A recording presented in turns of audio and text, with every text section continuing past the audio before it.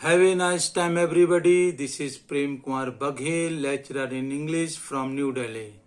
Students, आज के video में मैं आपको पास्ट परफेक्ट कॉन्टिन्यूअस टेंस के बारे में डिस्कस करना चाहता हूं। सुने पास्ट परफेक्ट कॉन्टिन्यूअस टेंस। इससे पहले आपने पास्ट परफेक्ट टेंस को देखा था, वीडियो में सुना था और समझा था। पास्ट परफेक्ट कंटिन्यूअस टेंस जो कि परफेक्ट और कंटिन्यूअस से मिलके बनता है। इसकी आइडेंटिटी को पहचानने के लिए हम सबसे पहले हिंदी के सेंटेंसेस में मैं आपको कुछ आइडेंटिटी बताना चाहता हूं, वो सुने। वाक्य के अंत में से रहा था, से रही थी, से रहे थे आदि शब्द आते हैं तो पास्ट परफेक्ट कंटिन्यूअस टेंस होता है। जैसे वह सुबह से खेल रहा था, he had been playing since morning। वह 2 घंटों से बातें कर रहा था, he had been talking for 2 hours। वे 12 बजे से मैदान में खेल रहे थे, they had been playing in the ground since 12 o'clock। तो students, past perfect continuous tense के सेंटेंसेस के स्ट्रक्चर के लिए आपको subject plus had been plus first form of verb plus ING plus since और फॉर का यूज करना पड़ेगा। सिंस या फॉर का यूज करना पड़ेगा। कहने का मतलब से रहा था, से रही थी, से रहे थे, यानी से समय के लिए आता है। मैंने आपको प्रेजेंट परफेक्ट कंटिन्यूअस टेंस में से की अंग्रेजी बताई थी सिंस और फॉर। सिंस का मतलब होता है डेफिनेट टाइम के लिए। डेफिनेट टाइम क्या होता है? Name of the days, name of the month, name of the years, सुबह, दोपहर, शाम, बजे, ये डेफिनेट टाइम के लिए आते हैं। इनसे पहले सिंस का यूज होता है। और इनडेफिनेट यानी यूनिट ऑफ टाइम के लिए जो आता है उसके लिए आता है फॉर यूज होता है। जैसे दिनों की गिनती, सालों की गिनती, महीनों की गिनती, घंटा, मिनट, सेकंड, है ना, लंबा समय, इसके लिए फॉर का यूज होता है। यानी यूनिट ऑफ टाइम के लिए फॉर, पॉइंट ऑफ टाइम के लिए सिंस का यूज होता है। ठीक है। अब मैं आपको कुछ और एग्जाम्पल फिर एक्सरसाइज बताऊंगा। जैसे मैं 1 घंटे से लिख रहा था, I had been writing for an hour। an hour ये काउंटिंग है, इसलिए an hour आ गया। तुम सुबह से खेल रहे थे, You had been playing since morning।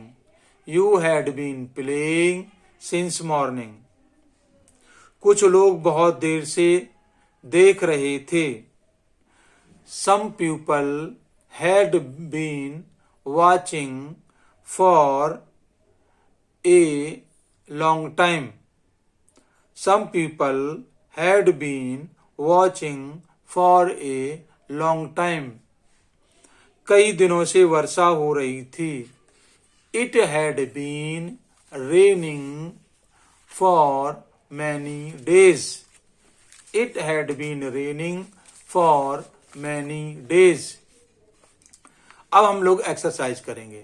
Exercise मेरे सामने है, हिंदी से इंग्लिश में मैं बताऊंगा, आप समझेंगे और इसको अच्छी तरह से याद करेंगे और सेंटेंसेस को बोलने की कोशिश करेंगे। वह 2 घंटों से बोल रहा था, He had been speaking for 2 hours। तुम शाम से खेल रहे थे, You had been playing since evening।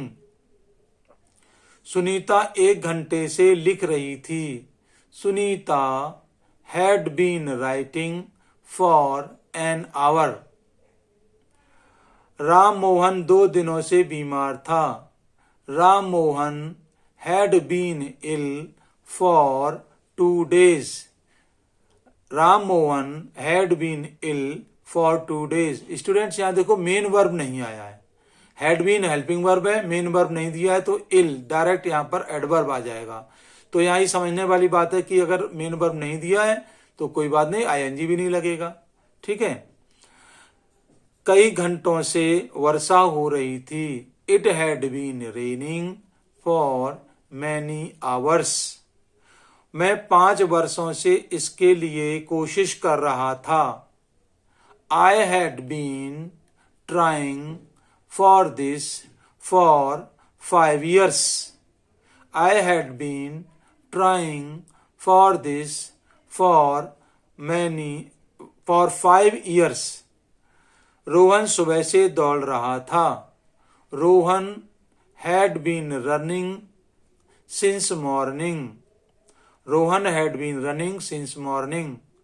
तुम मार्च से किताब लिख रहे थे। You had been writing a book since March. हम लोग इसे बहुत देर से देख रहे थे। We had been watching it for a long time.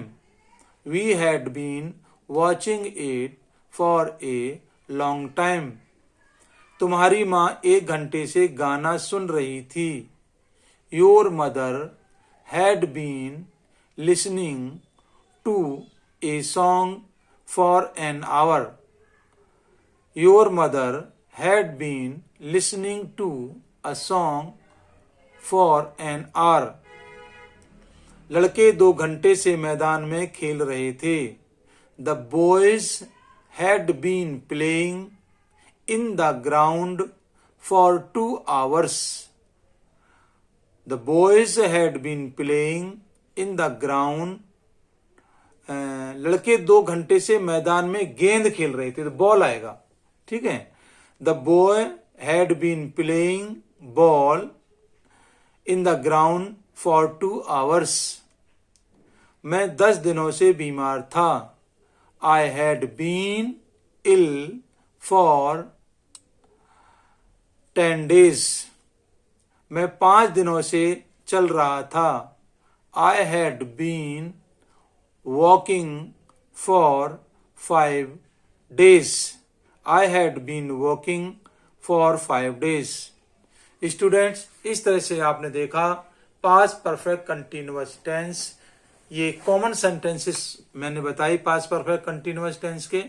ये आप अच्छी तरह से इसको सुनेंगे, समझेंगे, then you will try to speak in English and you will learn. I hope you will learn these sentences simply from Hindi into English.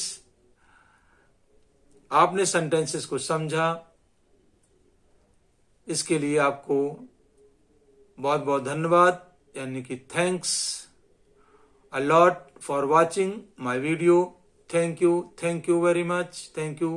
अब मैं अगले वीडियो में फ्यूचर इंडेफिनिट टेंस का वीडियो बनाऊंगा और उस फ्यूचर इंडेफिनिट टेंस को आप समझें और उसकी प्रैक्टिस करें।